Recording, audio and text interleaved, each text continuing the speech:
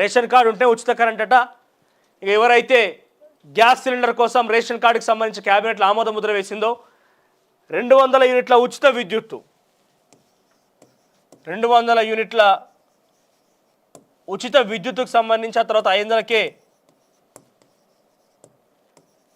Gas సిలిండర్కి సంబంధించి 2 అంశాలకు సంబంధించి క్యాబినెట్లో ఆమోద ముద్ర వేసింది రాష్ట్ర ప్రభుత్వం. ఇక ఈ అంశాలకు సంబంధించి అసెంబ్లీ బడ్జెట్ సమావేశంలో కూడా పూర్తి స్థాయి నిబంధనలు బయటపడే అవకాశం ఉంటుంది. మరి ప్రస్తుతానికైతే ఈ రెండింటికి సంబంధించి నేరుగా మీ వద్దకే ఆశా వర్కర్లు, అంగన్వాడీ టీచర్ మొత్తం కూడా మీ వద్దకే వచ్చి మీ అప్లికేషన్ ద్వారా మీరు ఇచ్చినటువంటి సమాచారాన్ని, ఒక ఎలక్ట్రిసిటీ బిల్ కావచ్చు, లేకుంటే గ్యాస్ పాస్ పుస్తకం కావచ్చు, అన్నిటి కూడా సేకరించి రాష్ట్ర ప్రభుత్వం ప్రవేశపెట్టిన ప్రత్యేక వెబ్సైట్లలో లేదంటే యాప్లో పొందుపరిచి మీ సమాచారాన్ని ప్రభుత్వం దృష్టికి తీసుకువెళ్తారట. ఆ తర్వాత ఫిల్టర్ చేసి మీరు అర్హులా అనర్హులా, ఒక అర్హులైతే మీకు పథకం వర్తిస్తుంది, అనర్హులైతే ఎందుకనే కారణం కూడా మీకు ఆ నిబంధనలో తెలిసే అవకాశం ఉన్నది. కాబట్టి ముందుగా నేరుగా మీ ఇంటి వద్దకే వచ్చి సమాచారం తీసుకుంటారట.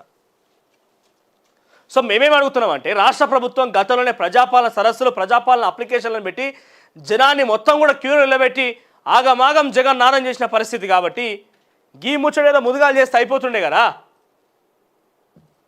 500 గ్యాస్ సిలిండరు, 200 యూనిట్ల ఉచిత విద్యుత్కు సంబంధించి మళ్ళీ తిరిగి పరిశీలన చేయాలని చెప్పి క్షేత్రస్థాయిలో ఆశా వర్కర్లు, అంగన్వాడీ టీచర్లని వాడుకునేటువంటి ఈ ప్రభుత్వం ముందుగానే ప్రజాపాలన అప్లికేషన్ లేకుండా నేరుగా ఆ గ్రామ పంచాయతీ పరిధిలో సుమారుగా 20 మందో 30 మందో, యావరేజ్గా 20 మంది అనుకుంటే 20 మంది ప్రభుత్వ అధికారులు ఉంటారు. అంటే డైరెక్టర్ ఇండైరెక్ట్గా అది గ్రామ పంచాయతీ వర్కర్ నుంచి మొదలుకుంటే విఆర్ఓ, విఆర్ఏ, ఆ సిస్టమ్ రద్దయినప్పటికీ వాళ్ళు ఇంకా ఏదో పనులలో ఏదో డిపార్ట్మెంట్ వైజ్గా వాళ్ళు పనులు చేస్తున్నారు కదా.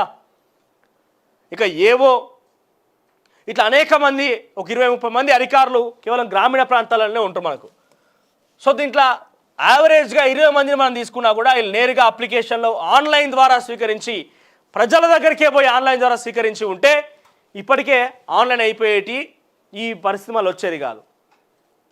ప్రజాపాలన అంటే మీరు మళ్ళీ అప్లికేషన్లకు సంబంధించి మళ్ళీ మీరు ఇళ్ళకి ఆశా వర్క్, అంగన్వాడీ టీచర్లు పంపిస్తారంటే మీ ప్రజాపాలన అప్లికేషన్లు ఉత్తయేనా, శూన్యమేనా? ప్రజాపాలన అట్టర్ ఫ్లాపేనా? ప్రజాపాలన అప్లికేషన్ అట్టర్ ఫ్లాపేనా? అప్లికేషన్ల ద్వారానే మేము పథకాలు ఇస్తాం, మొత్తం ఈ అప్లికేషన్ మీకు సర్వరోగ నివారణి, సంజీవని అని చెప్పినటువంటి రాష్ట్ర ప్రభుత్వం మళ్ళీ ఎందుకు అప్లికేషన్లకు సంబంధించి మళ్ళీ నేరుగా ఇళ్ళకి పంపిస్తున్నట్టు? ఈ పనిలో ముందస్తుగా చేసి ఉంటే ప్రజలకు రోడ్డెక్కి అవసరం లేకపోతుండే, ఇంత పెద్ద తతంగా హైడ్రామా లేకపోతుండే. ప్రజాపాలన అప్లికేషన్ ఫెయిల్ అయినా అన్న అంశానికి సంబంధించి రాష్ట్ర ప్రభుత్వం ఏం సమాధానం చెప్తుంది? తిరిగి మళ్ళీ ఎందుకు అప్లికేషన్లు ఆన్లైన్ ద్వారా పొందుపరిచేందుకు ఆశా వర్క్, అంగన్వాడీ టీచర్లని ఎందుకు ఇళ్ళకి పంపుతుంది మళ్ళా? సో ఏదేమైనప్పటికీ కూడా మళ్ళీసారి తిరిగి ఆశా వర్కర్, అంగన్వాడీ టీచర్ మళ్ళీ మీ ఇళ్ళకి వస్తారంట, వచ్చి మీ సమాచారం మళ్ళీ తీసుకుంటారట. ఏంది ఆధార్, మన రేషన్ కార్డు ఉంటే ఉచిత కరెంట్, గ్యాస్ సంబంధించి వాటి ఆధారాలు స్వీకరించి వాటిని ప్రభుత్వానికి సూచిస్తారట.